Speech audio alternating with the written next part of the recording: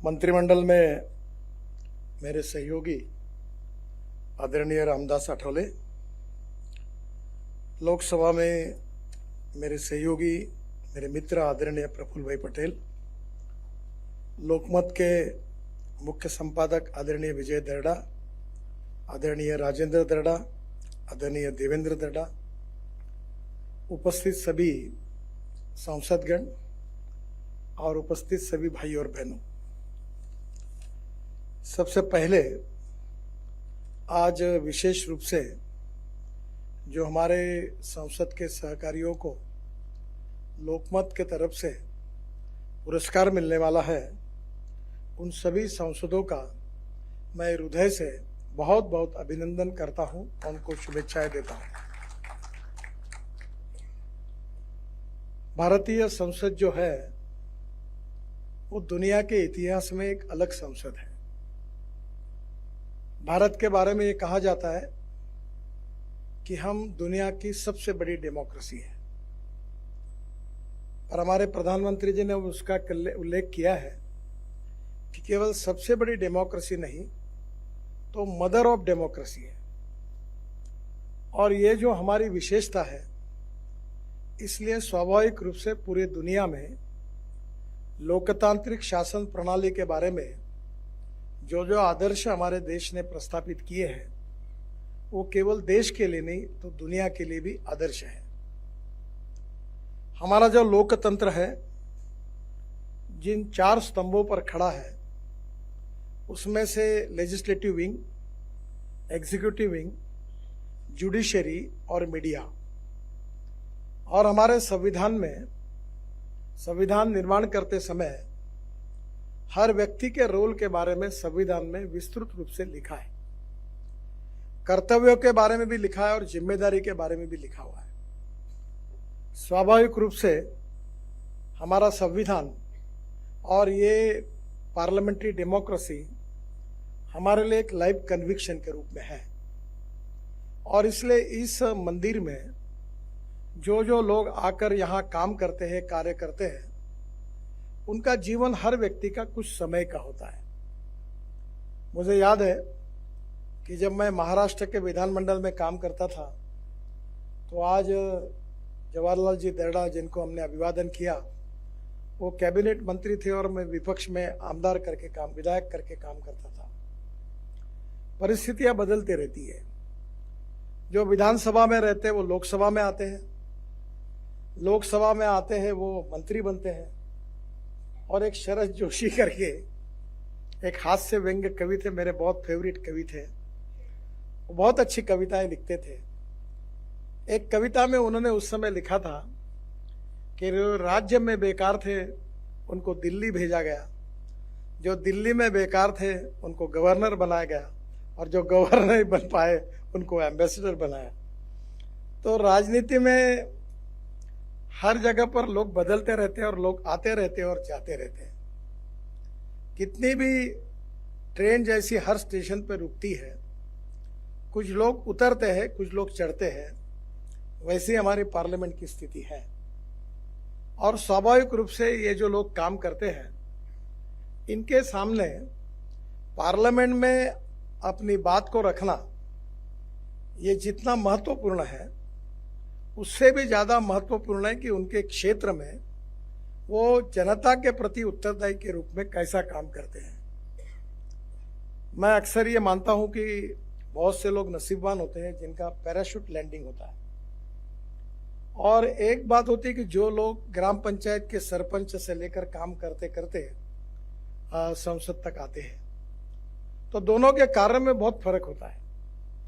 क्योंकि जो छोटे छोटे स्तर पर काम करते हैं, उन लोगों से मिलना, लोगों से बातचीत करना, उनकी समस्याओं को समझाना, उनके सवालों के लिए आवाज उठाना, उनकी प्रॉब्लम को सॉल्व करना, ये बहुत कठिन काम होता है।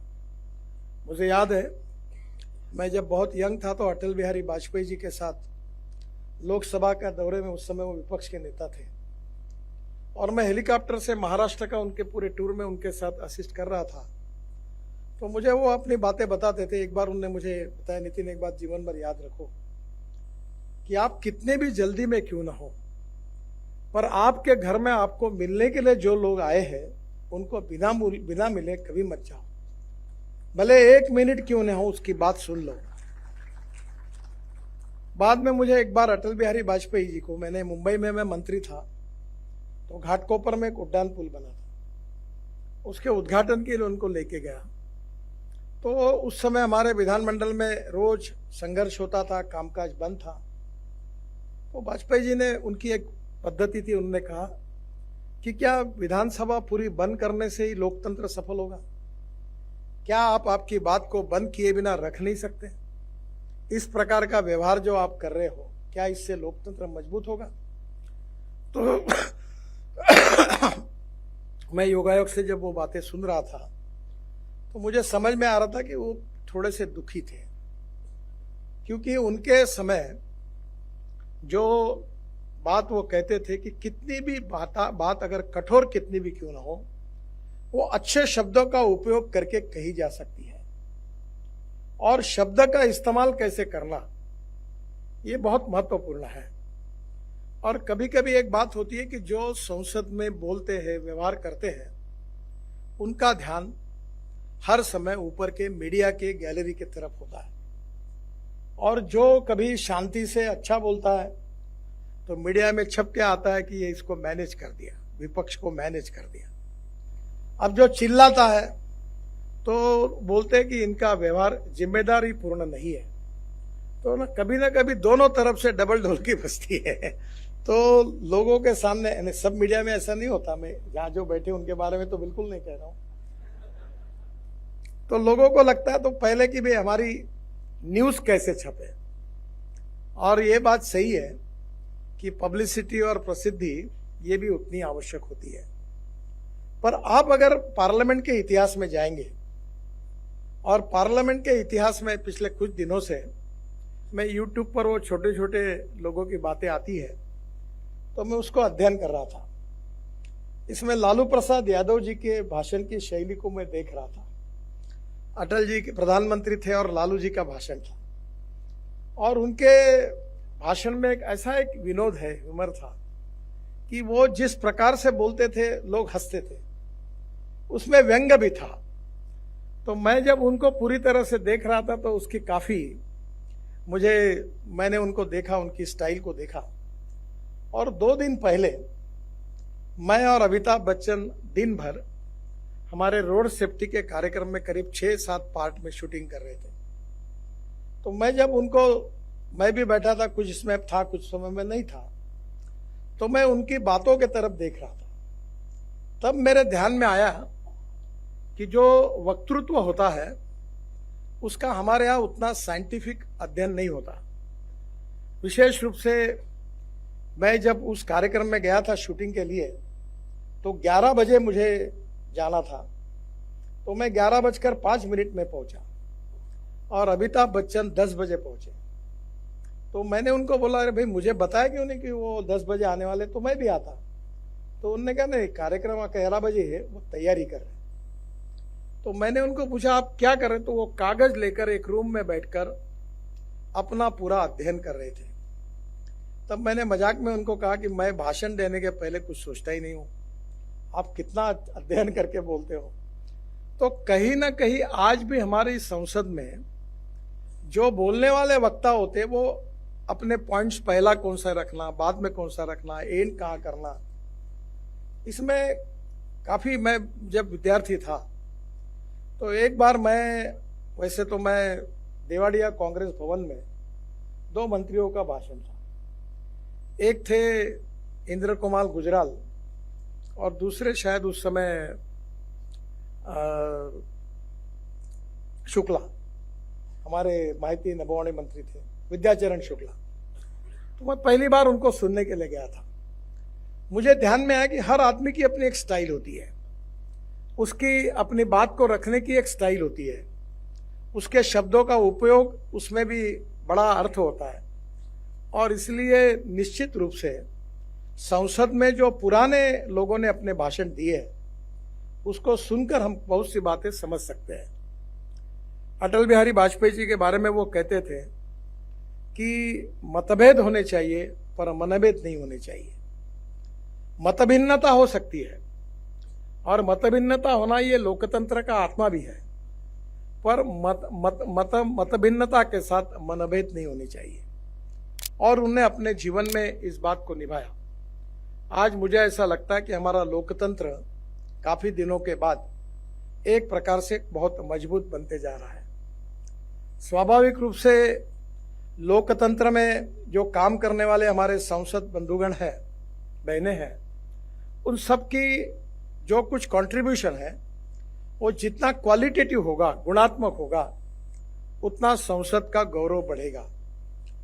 पर एक बात इंपॉर्टेंट है कि हमारे वाद विवादों में आजकल हमारी समस्या मतभिन्नता नहीं है, हमारी समस्या जो है विचार शून्यता है। हमारी समस्या है बहुत से लोग जो अपने विचारों के आधार पर पक्का कन्विक्शन के साथ खड़े रहते हैं, उनकी धीरे धीरे कमी हो रही है और डिटोरेशन जो आइडियोलॉजी के साथ हो रहा है वो लोकतंत्र के लिए अच्छी बात नहीं है। Neither rightist nor leftist we are non opportunist, ऐसा कुछ लोग लिखते हैं। और जो सभी लोग ये चाहते हैं कि हम सत्तारूढ़ पार्टी के साथ जुड़े रहे।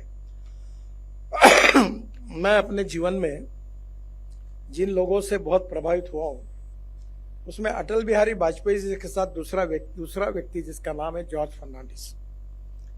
और मैंने उनसे नजदीक रहकर जब वो मंत्री था मुंबई आते थे, जब उनका व्यवहार मैंने देखा, उनका व्यक्तित्व देखा, उनकी सादगी देखी, उससे मुझे बहुत कुछ सीखने के लिए मिला। वो डिफेंस मिनिस्टर थे। एक दिन मेरे पास आए जब मैं मलबार हिल पर रहता था, तो बोले आप क्या कर रहे हो?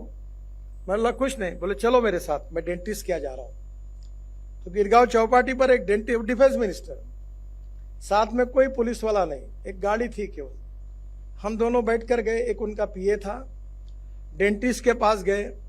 पूरा काम होने के बाद फिर बोले चलो हम जूस पिएंगे। हम सुख सागर में गए, सुख सागर में जूस पिया और मैंने देखा उनका पूरा व्यवहार सिंपल।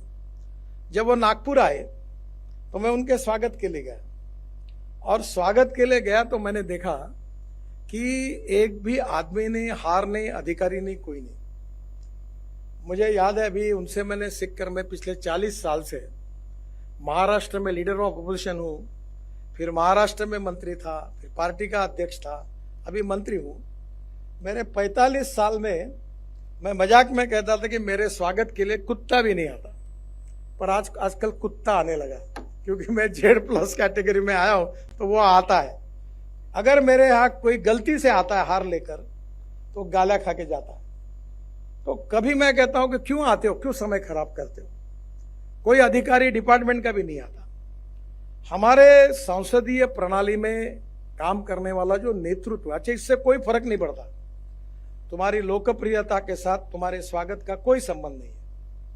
तुम कौन से कपड़े पहनते हो इससे साथ कोई संबंध नहीं। जनता बहुत होशियार है, ये पब्लिक है, ये सब जान लेती है। ये जो गाना है वो बिल्कुल परफेक्ट है, उनको पूरी कुंडलियां मालूम है सबकी। तो ये आर्टिफिशियल नाटक क्यों करते हैं? तो ये जो हमारी परंपरा थी, इसमें जो लोग हमारे, इसमें अभी कर्पूरी ठाकुर जी को भारत रत्न मिला, उनकी बातें बताई गई कि मुख्यमंत्री पद जाने के बाद वो ऑटो रिक्शा में गए और उनकी परिस्थिति बहुत ही सामान्य थी। तो ऐसे लोगों ने हमारे लोकतंत्र को प्रगल्भ बनाया और उस लोकतंत्र का गरिमा, मान, सम्मान बढ़ाने का जिम्मेदारी हम सब के ऊपर है। और इसलिए एक अच्छी बात है कि जो संसद में अच्छा काम करता है उसको रिकॉग्नाइज करना, उसको रिस्पेक्ट करना, ताकि बाकी लोगों को भी इसकी प्रेरणा मिलती है। मैं मजाक में कहता हूं कि कोई भी पार्टी की सरकार है, पर एक बात बहुत अच्छी होती है, एक बात पक्की होती है कि अच्छे काम करने वालों को कभी सम्मान नहीं मिलता और बुरे काम करने वालों को कभी सजा नहीं मिलती। इसी का नाम सरकार होता है, वो चलते रहता है बाढ़ लार जैसी। पर संसद में जो काम करने वाले हमारे सांसद है, जो लोकतंत्र को मजबूत करने के लिए अच्छा काम कर रहे हैं, राष्ट्रीय परिस्थिति के बारे में, सामाजिक परिस्थिति के बारे में, कानून व्यवस्था के बारे में, न्याय व्यवस्था के बारे में, गांव गरीब मजदूर किसान के बारे में, उसकी आवाज को बुलंद करते हैं, मुझे लगता है कि वो निश्चित रूप से बहुत महत्वपूर्ण है। मैं विशेष रूप से मुलायम सिंह यादव जी की याद मुझे आ रही है। मुझे याद है कि मैं मंत्री बनने के बाद ई रिक्शा इसका बिल लेकर पार्लियामेंट में गया था और मैं चाहता था कि साइकिल रिक्शा इस देश से नष्ट हो। तब उनकी तबीयत अच्छी नहीं थी और जब ये ई रिक्शा का बिल मैंने पार्लियामेंट में रखा, इस पर चर्चा हुई, उन्होंने भी भाषण दिया और उन्होंने भाषण देने के बाद कहा कि डॉक्टर राम मनोहर लोहिया, जिनके ऊपर वो विश्वास रखते थे, वो बार बार कहते थे कि मैं ऐसे आदमी को चलाने वाले रिक्शा में मैं नहीं बैठूंगा। और आज ये बिल संसद में आ रहा है जो 1 करोड़ लोग आदमी को ढोने का काम करते, वो प्रथा को बंद करने वाला है। तो जब मैंने बिल मंजूर हुआ तो उन्होंने आवाज दिया मुझे और जब मैं उनके पास गया तब उन्होंने एक वाक्य ऐसा मुझे कहा कि देखो नितिन, ये संसद इस बात के लिए है जो गरीब के कल्याण के लिए हम क्या कर सकते हैं, और आपने ये जो बिल लाया है, आज मैं इतना प्रसन्न हूं कि डॉक्टर लोहिया जी का सपना पूरा हुआ है, ऐसा मुझे लगता है। तो संसद में जब कोई कानून बदलता है, कोई नई पॉलिसी आती है, उसका फायदा जब समाज के जो शोषित पीड़ित दलित लोगों को मिलता है तो उसके बारे में जो एक समाधान होता है वो अपने आप में एक अलग होता है। और ये सब करने में जो कंट्रीब्यूशन है वो सांसदों का है, विपक्ष में रहकर भी। और विशेष रूप से मुझे याद है मैं महाराष्ट्र में जब मंत्री था तो मैं मंत्री रहने के बाद भी मेरे डिपार्टमेंट के क्वेश्चन मैं अपोजिशन पार्टी को तैयार करके देता था, क्योंकि जो संसद के या विधानमंडल के इस पर जब हाउस में जो हो सकता है वो मंत्री भी नहीं कर सकता है। क्योंकि जिस बात के लिए प्रशासन विरोध करता है वो प्रश्न अगर पार्लियामेंट में, अगर सभागृह में चर्चा में आता है और आपने उसको अगर हाँ कह दिया तो बाद में अधिकारियों की भी चलती नहीं, किसी की चलती नहीं, उसको वो करना ही पड़ता है। तो कहीं ना कहीं संसद का महत्व इतना ज्यादा है कि आज मैं भी ब्रीफिंग ले रहा था तो मैंने कहा कि मार्च के पहले ये होगा ऐसा मैं बता दूंगा। तो सेक्रेटरी ने मुझे कहा ऐसा मत बताइए सर, आप ऐसा बताइए कि मैं ये करने की कोशिश करूंगा। मैं आपके गले में माला लटका दूंगा। मैंने बोला इसका मतलब क्या? मैंने बोला मैं जवाब दूंगा कि मार्च के पहले इतना पूरा अवार्ड हो जाएगा और आपकी जिम्मेदारी है कि उसको पूरा करना है। अब मुझे मालूम नहीं, कम ज्यादा होगा तो आपकी जिम्मेदारी होगी, मैं ये प्रॉमिस देने जा रहा हूं। तो कहीं ना कहीं संसद का महत्व केवल पवित्रता के साथ नहीं है। तो संसदीय लोकतंत्र का महत्व जो आम आदमी और व्यक्तियों की आकांक्षा और अपेक्षा है उसके साथ भी है, और उसको पूरा करने में जिन लोगों ने संसद के कार्य को गुणात्मक कृति से गौरवान्वित किया है, ऐसे ही सभी सांसद आज उनका सत्कार हो रहा है। मैं उसमें से बहुसंख्य सांसदों को नजदीक से जानता हूं और निश्चित रूप से उनके कार्य को भी जानता हूं, और मुझे विश्वास है कि ये सांसदों ने जो गरिमा बढ़ाया है हमारे भारतीय लोकतंत्र का और हमारे संसद का, ये निश्चित रूप से हमारे देश का लोकतांत्रिक इतिहास है। मैं हृदय से उन सभी महानुभावों का बहुत बहुत अभिनंदन करता हूं, उनको शुभकामनाएं देता हूं। और एक ही बात कहूंगा कि अब आने वाली जो नई पीढ़ी आती रहेगी, क्योंकि पीढ़ियां बदलने वाली है, तो निश्चित रूप से इससे अच्छा और लोकतंत्र का गरिमा मान सम्मान बढ़ाने का काम हम लगातार करते रहेंगे। इसी बात से हमारा लोकतंत्र दुनिया के आकर्षण का केंद्र बनेगा। हम वर्ल्ड की सबसे बिगेस्ट डेमोक्रेसी है, मदर ऑफ डेमोक्रेसी है। मुझे लगता है कि निश्चित रूप से पूरी दुनिया लोकतांत्रिक प्रणाली के लिए और नियमों के लिए और हमारी पद्धति के लिए हमारे देश की तरफ देखेंगे। इतना अच्छा इसमें विकास करने की जिम्मेदारी हम सब लोगों ने जो स्वीकार की है उसको सब मिलकर निश्चित रूप से पूरा करेंगे। बहुत बहुत धन्यवाद। नमस्कार।